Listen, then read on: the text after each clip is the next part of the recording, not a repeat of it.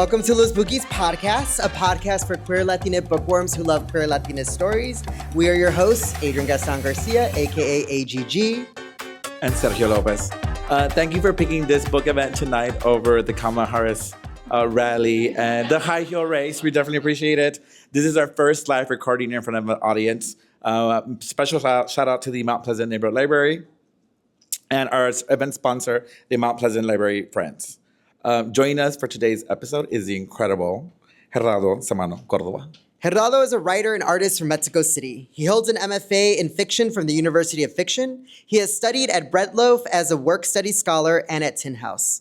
His work has appeared in The Common, Ninth Letter, Passages North, and the Chicago Quarterly Review. He's also been known to draw little creatures. Grieving mother Magos cuts out a piece of her deceased 11-year-old son, Santiago's lung. Acting on fierce maternal instinct and the dubious logic of an old folktale, she nurtures the lung into a gained sentience. Growing into the carnivorous little Monstrilio, she keeps hidden within the walls of her family's decaying Mexico City estate. Eventually, Monstrilio begins to resemble the Santiago he once was, but his innate impulses threaten to destroy this fragile second chance of life. A thought-provoking meditation on grief, acceptance, and the monstrous sides of love and loyalty, Gerardo Sámano Córdova blends bold imagination and evocative prose with deep emotional rigor. Told in 4 acts that span the globe from Brooklyn to Berlin, Monstrilio offers, with uncanny clarity, a cathartic and precise portrait of being human. Welcome, Gerardo. Thank you so much for being here. Thank you so much for having me. It's a pleasure and an honor. Thank you, everybody, for coming. I'm so happy to be here. Thank you. Before we start, we invite you to read an excerpt from Monstrilio. Absolutely. So I'm going to read a little bit from this. So the book is, if you don't know, it's divided in 4 parts. And I'm going to read from the last part, the beginning of the last part. So it's in the voice of M, who is a monster. A passport is a booklet with your name and picture on it. Mine says Santiago Jansen de la Mora, capitalized letters. It doesn't say human because only humans get a passport. Mine comforts me like an alibi. It's like a trick, the way I unhinge my jaw and stretch my lips, all the way to my earlobes, my head split halfway through. But it's not a trick. I'm not trying to fool anyone. It feels good, letting my fangs air out. I do this when I'm alone, preferably outside.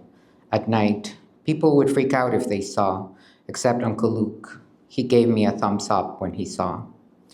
Purpose of visit? The passport control man asks. I live here now. He flips through my passport, looks at his computer. What were you doing in Germany? I lived there before. The man types fast. He could be writing. Access denied, not human. I stand taller, smile, lips closed, easy. I can be very human, though for a while I refused to. I wouldn't even go out. The world was scary. Worse, I was scary in it. In a body I had no clue how to handle, more parts than I knew what to do with, but I had Santiago's memories, his frailty and unwieldy kindness. All set, the man says. He returns my passport, waves the next person forward. I'm hungry. Uncle Luke waits for us in arrivals, pulls me into a hug, pats my cheek, runs to ask how I'm doing. I'm fine, Uncle Luke, I say. Uncle Luke and Pappy have the same large nose and freckles. There's a photo where Uncle Luke is just as tall as Pappy. Now he's crooked, his back bends, his fingers curl like claws. He grunts again, prods, but I can tell him why I'm in New York. Not yet, not in front of Peter. Hello, Luke, Peter says. Uncle Luke grunts. Peter doesn't understand his grunts. When people don't understand you, you can say anything you want. Fuck off, for instance. During the flight, I sat in between Pappy and Peter. For all 8 hours, they didn't speak. Held their stomachs so tight they smelled rancid. They need to fight. In movies, people fight in taxis, especially in New York. But Peter doesn't get in the taxi with us, says he's going home on his own. Pappy gets out, leaves Uncle Luke and me to wait inside. I can hear what Pappy and Peter say. They don't seem to be fighting. Uncle Luke brushes his hair back, What's left of it is long, like Pappy's, but he has lost his color. Pappy and Peter hug, a hug with pats and a lot of distance. Pappy gets in. Uncle Luke runs. It's fine, Pappy says. The taxi starts. I like saying it's fine. It's a lie that seems smaller. Thank you.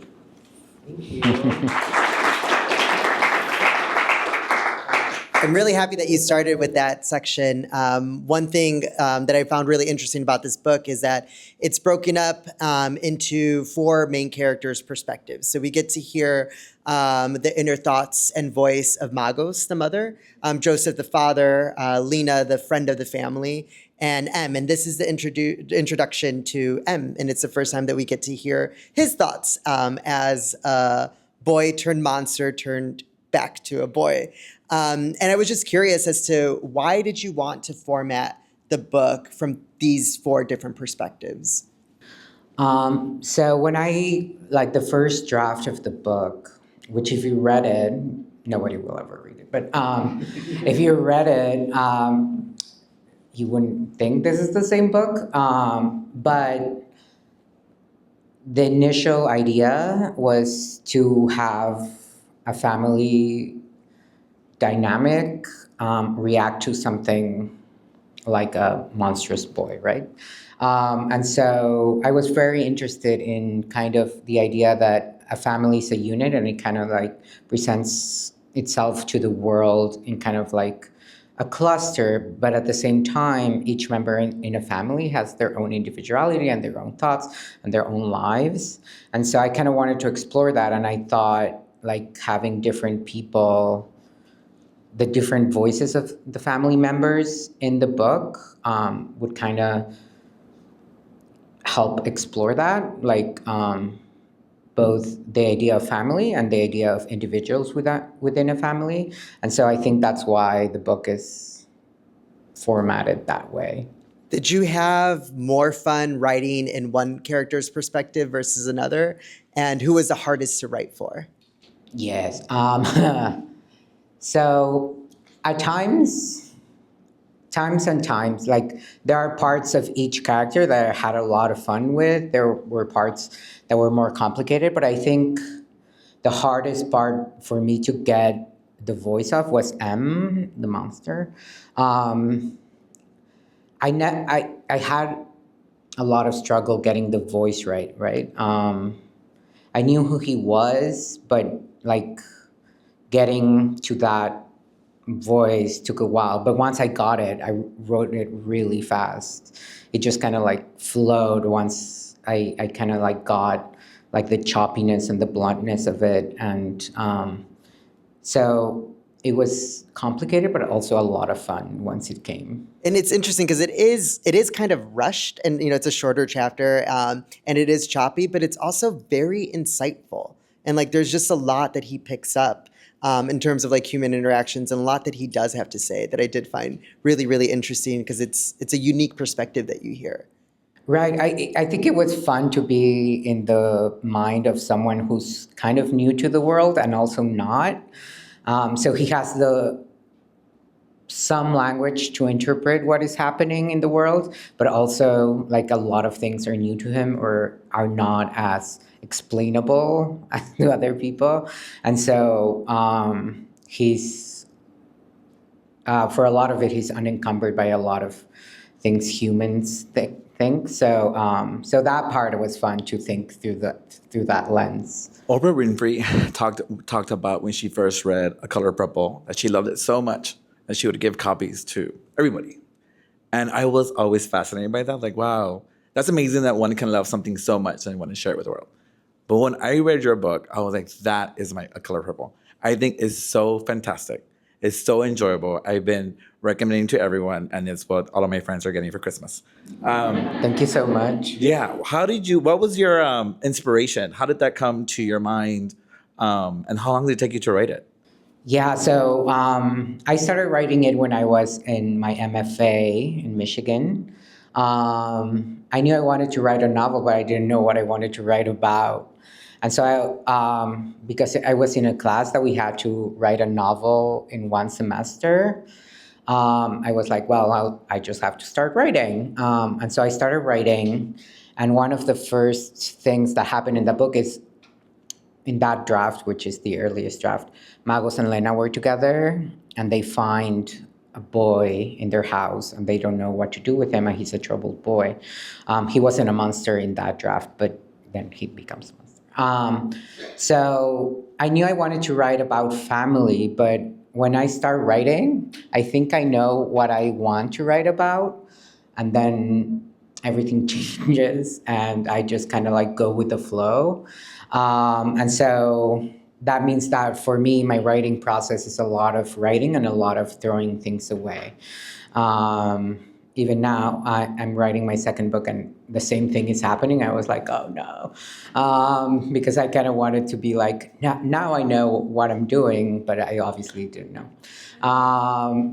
But yeah, so from starting my MFA, it took like 4.5 years from the moment I started writing till it was bought by a At what publisher. point did you know you were onto something special?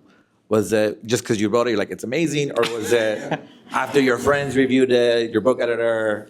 When did you think you're like, wow, this is kind of a masterpiece? I never. I hoped it would be really good. I don't know. Like, I still don't know. I mean, I really do actually like my book, but it's a very like roller coastery relationship with my writing, and I think this happens to a lot of like one day you're like, oh, I'm writing something that's kind of cool, and then the other day it's like, oh, this is crap, right? Like, ugh. And so I think so. This book went through like 3 major drafts that I call them. That seem very different to me to what this book is, but they were all necessary to get to this part. But each one of those drafts, I thought that was the book. So I think it also took friends reading it, my agent reading it, to know when it was kind of ready. And yeah, I think, and also kind of like, I learned to trust my gut, and also kind of like to parse when it's my mind saying like, you're done because I just want to be done, I'm tired. And when my gut says like, no, you're not, but I'm like, yes, because I can't deal with this anymore. But then I know, right? And then so like, if you listen to your gut, even if it's telling you what you don't want to hear, and sometimes that takes like weeks of like grief and like, like being like, is that really true? Like, do I need to write more? And then you're like, yeah. But yeah, I don't know. I mean, I'm just so happy that people are receiving it well. But yeah, I don't know when Yeah, well, now you know it is a masterpiece for sure if you didn't know before. Like we said, it's broken down into 4 sections from each of the characters' perspectives. And part of the characters' stories is we also get to see how they understand Monstrilio and what they believe and who they believe Monstrilio is. And it seems that for Magos, like Monstrilio is probably like the personification of grief, right? And I just want and she created him really, and I just want to learn a little bit more about your thought process of how you came up with that origin story, because it's super gothic and it's super dark, and it stems from grief. Yeah. So as I said, like when I started writing that first draft, I knew. So there were like Magos and Lena, and then this boy, who is Santiago, who was like a troubled teenager that they find or whatever. But then that book wasn't working, and I kind of needed that origin story, kind of like, why is Santiago, like, why does he do that? And then I wrote that first part, like the very first chapter of the book, just like as an experiment, like to get out of my head and to kind of like break things apart. And I loved it. I loved that moment where she takes out the lung, and it's about grief. it just kind of like worked. And so that kind of like destroyed the other novel because, well, like that first draft, just because it was like, well, now I have to write this story, right? Like I have to like see what led to the future. And that's how that book became. But I think at first I wasn't really interested in writing about grief, but then when it happened, it was like very powerful and maybe something I unconsciously needed to do. But I don't have like a conscious memory of being like, I'm going to write about, you know? I wanted to write about difference and about not about the idea of how far love can stretch before it breaks. I'm afraid of what I can do that would make people stop loving me. So I wanted to explore that. And then grief also was part of the book. So. And it is interesting because like Monstrilio, there's so many moments where he really tests the love of both Joseph and Lena and Magos and everyone in his life, but they still stand by him. And there's a lot of tender moments, especially with his relationship with Joseph and his father, where I think Joseph is just craving to find the humanity in Monstrilio. And I was wondering if you could talk a little bit more about that. Yeah, I mean, in their own unique ways, they have different relationships with Monstrilio and monsterhood, right? And I think Magos is like a great denier of Monstrilio, even though she's the one that created Monstrilio, but also her own monstrousness at points. And then Lena is like the one that already felt like a monster, and she's like kind of like having to grapple with having an actual monster in life and seeing if that can be loved. And then Joseph, as you said, he's like trying to see if he can find humanity, not his dead son, but like a humanity or like something that can be loved in Monstrilio, even if it's not humanity. And I think he does find that, right? First kind of like as a pet and then as a son. And what I love too is just you have this outsider perspective to Lena. Like she's just a friend of the family, right? Who's in love with Magos, but also like the best friend of Joseph. So you have this very interesting triangle.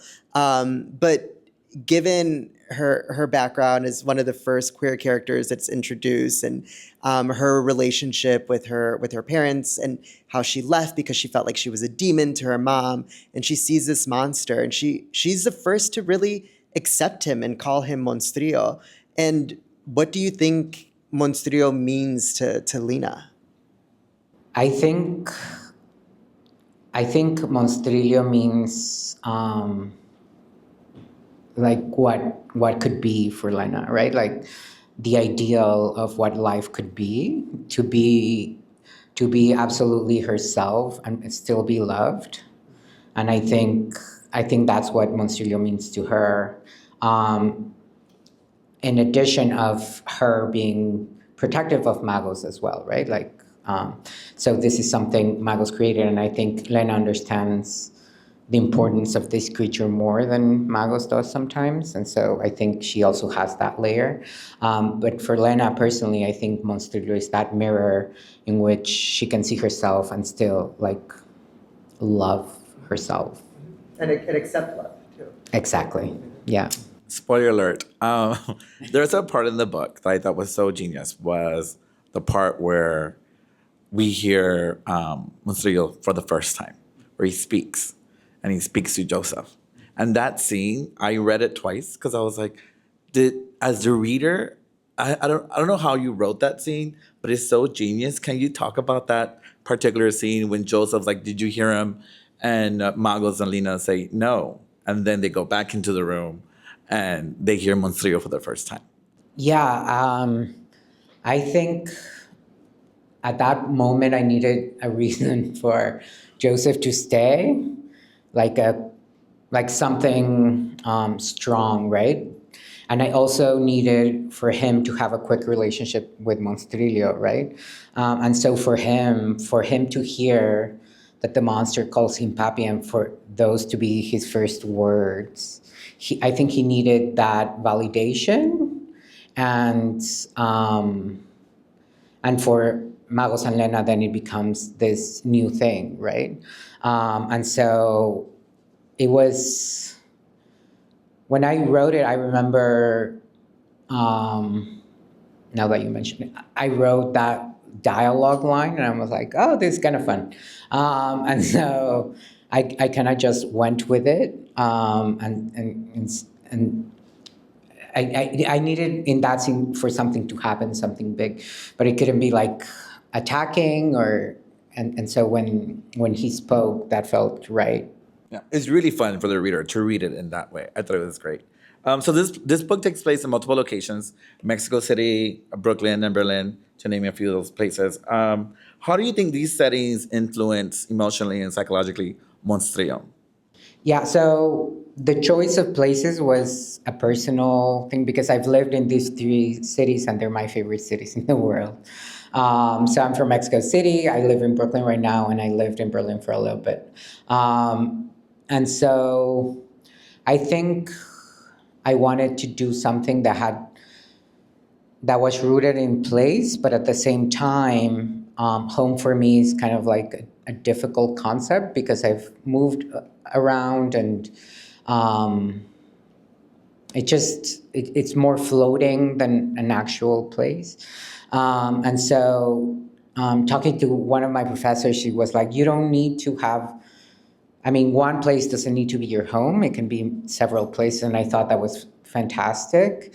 And I used that idea also because I think for Monstrilio, he also doesn't have a home, right?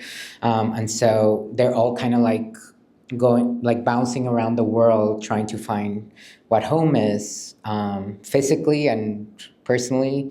And I thought like moving around was something that I could write about because I've done it. And also, something I felt comfortable writing about, and also that made sense for the story to have displacement, physical displacement, be also part of the journey, right? And so when, for example, when M is a teenager, more like a boy, he's taken away from everything that he knows and is taken to Berlin, and so that's where he starts finding himself in a new place. So everything is new, right? And he's a new creature, so that made sense for me. One thing that I really, really enjoyed in this book is that every character is queer. Like, and it's just so great because like it just so happens that they're queer and it's not like forced. It reads really easily, and it just made me so giddy and so happy. And it's something that when I talk to friends about it, they also get really excited about it because, you know, it doesn't feel like an isolated story. It just feels so easy and fresh. And I just wanted to learn more about your decision to be so intentional about how queer characters showed up in it. Yeah, so when I started that was one of the first things. Like, I don't set a lot of rules for myself. Maybe I should set more, but but that was one that I set for myself. I was like, I want this book to have a lot of queer characters, and also for queerness not to be commented upon or even accepted or anything. I just wanted to explore a world where queerness is just it just is, and yeah. So I think that's how that came about. Even the abuela turns out to be queer. Like she has a secret affair with like the cleaning lady. It's just like this is so telenovela. Like it's so perfect. It is so perfect. And I loved it. Another big theme that shows up too that I felt like was such a smart decision is how you incorporate religion and the understanding of like afterlife and God. And, you know, like there's this moment where Santiago refers to like, oh no, it's okay that God's not looking after us because we don't have to abide by his rules. And then we also hear Lena's point of view as to how her mom thought she was her own demon and that she, you know, that she came to, cause hardship on her life. And I just wanted to get a little bit more information from you as to like, why did you make these strong decisions around how religion showed up here? Right. I think for me, more than the specific religion, I think belief is very important to me.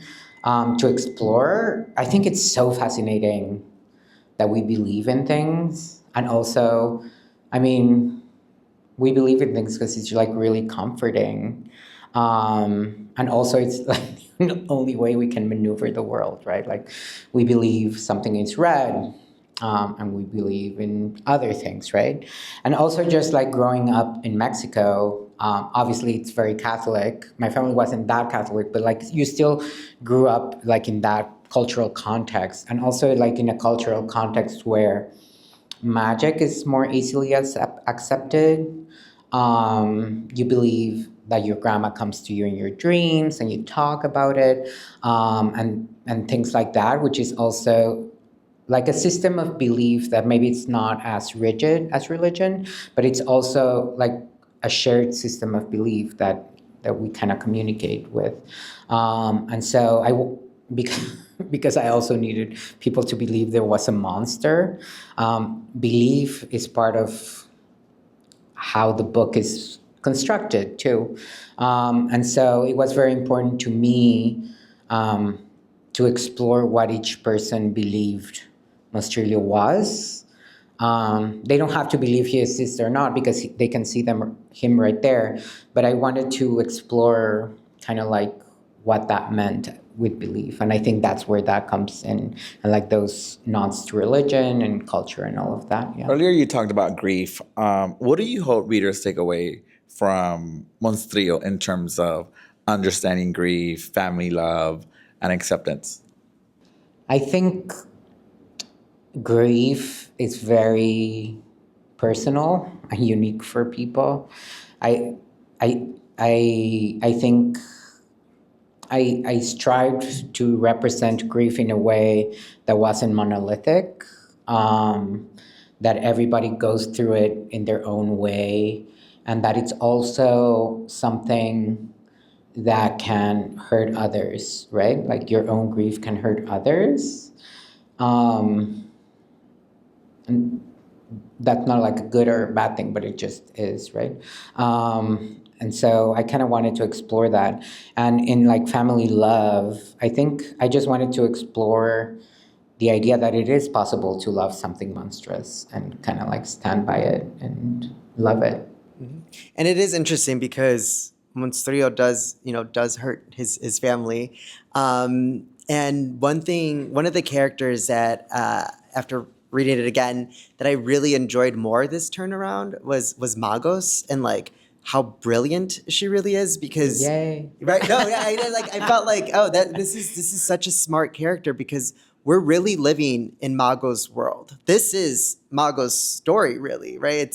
It's like she creates Monstrillo. She is known to love an audience and to be very dramatic and art. She reminds me of a few, of myself too. And but she has this ability to, even in the beginning, she casts Lena as character. She casts Joseph and Santiago, and by the end, she has this strong intuition that she knows when Monstrillo is kind of reverting back to being from Santiago to being M to back to Monstrillo. And I'm just curious to learn a little bit more about that. Well, thank you so much for saying that. I love that reading of because that's my reading of the book. And I mean, everybody can have their own reading. I don't care. But it's good to know that I'm right. I'm really happy to. But I love Magos. I mean, I've heard a lot of people tell me that they hate Magos, which is fine. But I mean, she was the first, I mean, from this book, she was that first chapter. So I'm like, she's my seed in a way. And as complicated as she is, and as annoying as she can be sometimes, I love Magos. And I think, as you said, it is her story. And I think her arc or her transformation is what carries the book throughout. Even when she's not physically there, or like there are other things happening, I think like the most straightforward, or at least for me, how I thought about it and helped me write it, is how will Magos come to acceptance? And a lot of shit had to happen, but at the end, it's her she's accepting what is happening finally, right? And so for me to have that image or that like simple arc helped me a lot, because it can get like really complicated and frustrating sometimes. But if I could just like kind of like picture that and kind of like understand what would Magos need at the moment, even if she wasn't there, that helped a lot. Yeah. That is so brilliant, because it's really her process of grief and like accepting it at the end that, you know, really reverts Monstrilio back. And I do want to talk about the ending, because both Sergio and I cried. Like, it's a very emotional ending, especially hearing the voice of Monstrilio and him realizing that he's not Santiago and how he borrows memories from him. And there's these very beautiful, tender moments at the end when he has to say goodbye to his family. It starts with Uncle Luke and Lena and Magos and Joseph. And he's, you know, and each of them have a different version of their goodbye. It's the goodbye that they need in order to process their own grief. And, you know, it's the part with Joseph that he's comforting Joseph, and you know, and Magos is like, you know, they're back to being the unit that they were, and it's just so beautifully written, especially in Monstrilio's just like simple frame as to how he understands love, and I just want to hear more about this ending and what that meant for you. Yeah, I mean, I think it was emotional for me too to write that. I think I shed a tear writing it, just because I was also saying goodbye to my characters, even though I rewrote it many times. But like at that moment, to kind of like understand that they had like a closure, and I toyed with the idea of more aggressive endings, or sadder endings, or happier endings, but none felt as right as that image of him like walking away. And I had actually written that image of him walking away in another part of the book, which didn't make sense. But I love that image so much that it stayed. And when I moved it toward the end, that's when it made sense. And that part that you mentioned, like he goes and says goodbye to everybody, that came like towards the very, very end of me writing this book. I think there was a version where he kind of like just leaves, right? But that felt empty somehow, and I kind of wanted to see how he would do it with everybody. And so, yeah, I think, yeah.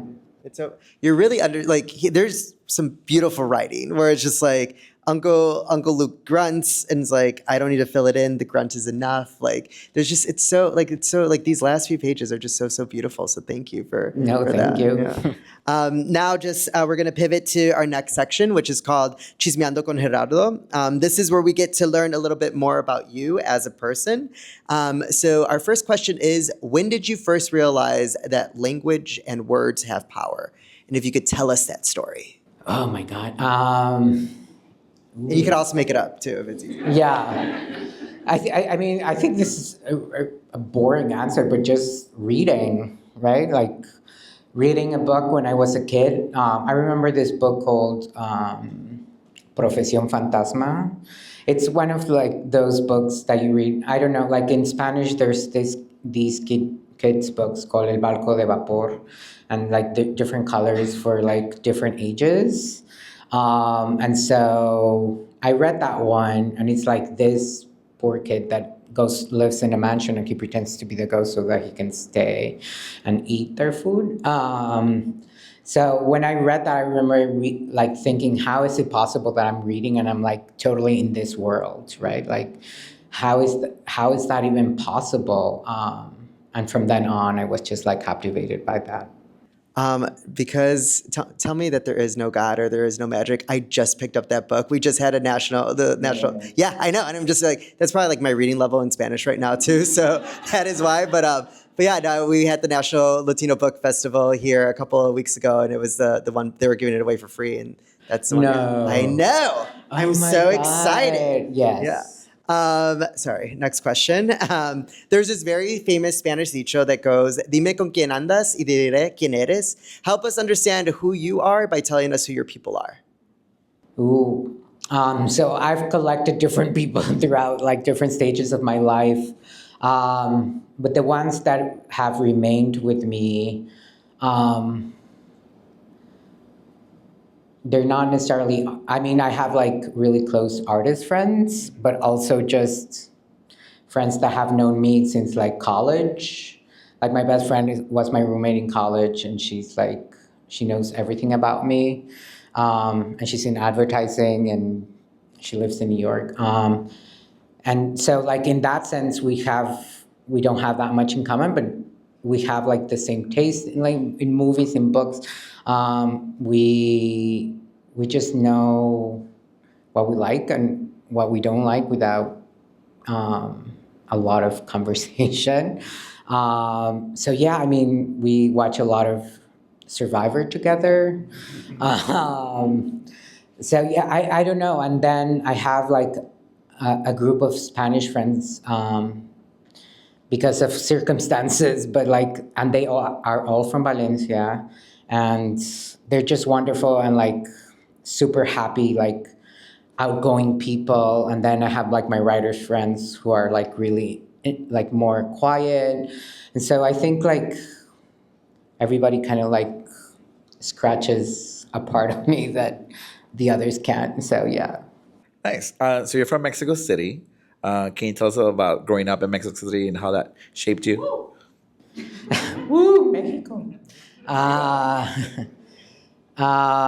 so yeah, I grew up in Mexico City until I was 11, and then we moved to Washington State, to Olympia, Washington. And then we came back, but we didn't come back to Mexico City. We came back to another city in Mexico called Querétaro, which is a little bit north of Mexico City, but much smaller.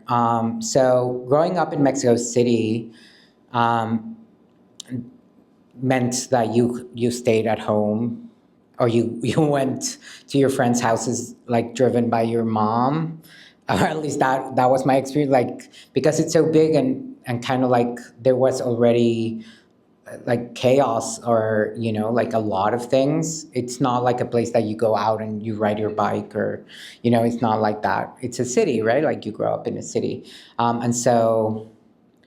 Um, I mean, it was a lot of fun. And I think it just solidified my love for cities, that I feel I like the anonymity of a city. Um, I like, I also like to see that that there's a lot of lives being lived at the same time. And when you feel like really down, I think there's still like life outside. So I think that's what growing up in Mexico City, that's what it meant. Yeah. It's my favorite city. When did you first realize that you were queer? And tell us about being your first queer space. Oh wow. When did I first realize I was queer? Like very young, I think.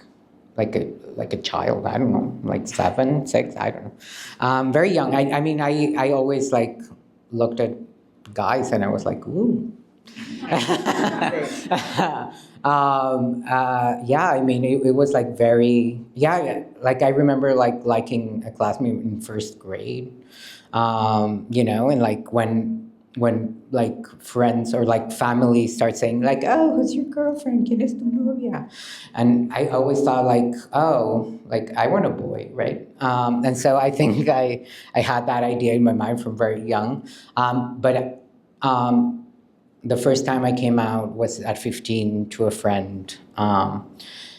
So that was, but when you come out, you've already been thinking about it for a long time. And then the first queer space I went to was in Querétaro, with like a couple of friends that knew at the time that I was gay. And they took me to this, because Querétaro at that time was smaller and even more conservative than it is now. And so the only gay bar at that time was like in a residential area called Iguanas, and it was like a house with green lighting. And so that's how you knew how it was. And so I went there with 2 friends, and we were just there, and it was just like people of Querétaro. And because I guess it was like the only thing, or like the only thing that we knew, or like most people knew. It was like all ages, all types of people, just because that was the space.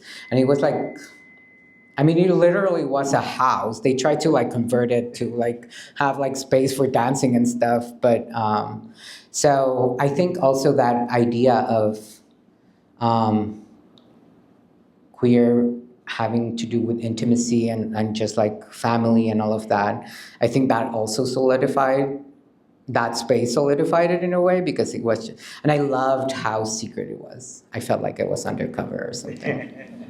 I love queer spaces as well. Now's the time to play a little game of Las Rapiditas. In this section, I'm going to ask you a total of 10 questions, and you will need to answer the first thing that comes to your mind. Do not overthink. Just answer as honestly as you can.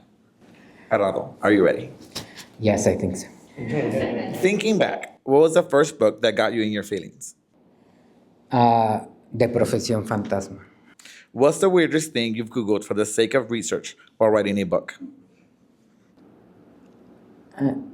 If you could break into an apartment through a fire escape. If your book had a soundtrack, which 3 songs would definitely be on it?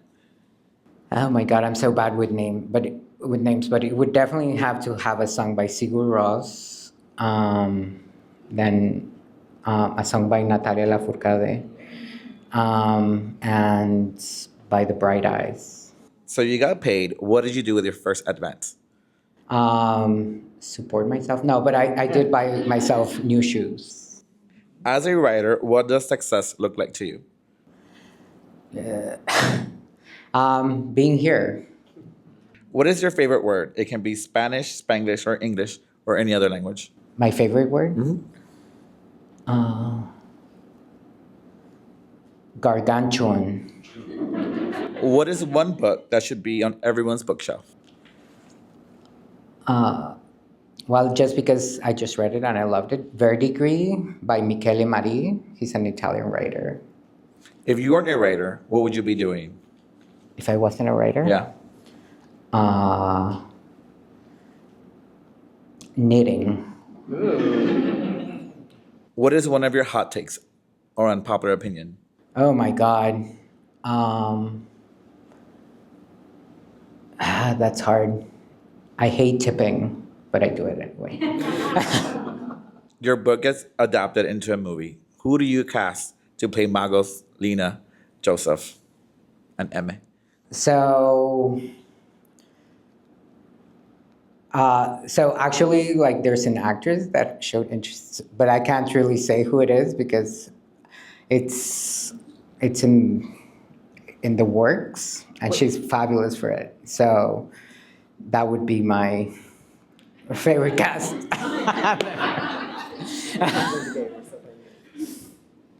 that was the last question. Wait, so something's in the works? Something's in the works, but I can't, like, because of... What if we did this? No, that is so exciting. We do have a few follow-up questions. Do you know how to knit, or you're just interested in learning how to knit? No, I do know how to knit. Oh, okay, perfect. And then can you use gargantuan in a sentence for us? I almost thought it was so gargantuan. And then what kind of shoes did you get? Boots. That just boots? Yeah, they're like burgundy boots. Ooh, nice. And then you're welcome for helping us live your success by being here right now. No, thank you. Yeah, this definitely looks like success to me. No, I'm teasing. Thank you so much. That's beautiful. We love that. So we are hitting up close to time, but we want to know, what are you currently reading, or if you have any recommendations on other books to read or other writers to follow and look into? Yeah, so the book that I brought on the train here, it's called In Tongues by Thomas Grattan, and it's a beautiful, like, story of a gay man going to New York and just kind of like having a lot of sex, but also kind of like finding himself. So yeah, and it's beautifully, beautifully written. I also, well, she's my friend, but Pemi Aguda, Ghost Roots is a collection of short stories, and it was just shortlisted for the National Book Award. So, and it's a wonderful, wonderful book. Any plugs for any upcoming projects that you have coming up? Yes, I'm writing my second novel. I had promised to finish it in the summer, but I didn't. And I'm still working on it. Hopefully, by the end of the year, I'll finish it. And if I do, considering everything, maybe it'll come out in 2026. I don't know. But yeah, that's the plan. And where can folks find more of you? Instagram, hello.samanito. Thank you so much. So we have one final question. So I'm not sure if you're familiar with the, well, you must, I don't know if you're familiar or not with the holiday Dia de los Muertos, but it's, Sí. yes, okay, perfect. But Sergio and I are on a mission to change our relationship with the inevitable. So we like to ask our guests the following question. And it's not meant to be morbid, but you could go there if you want to. But let's say that you're tasked with writing your final literary piece of work, and it so happens to be your obituary. Can you So read? I'm writing my own You're obituary. writing your own obituary, and you get to control the narrative. One of the last things people are going to read about you in your own voice. So we want to hear that opening line. The opening line The of my opening line of obituary. your obituary that you I don't write. even know how obituaries go.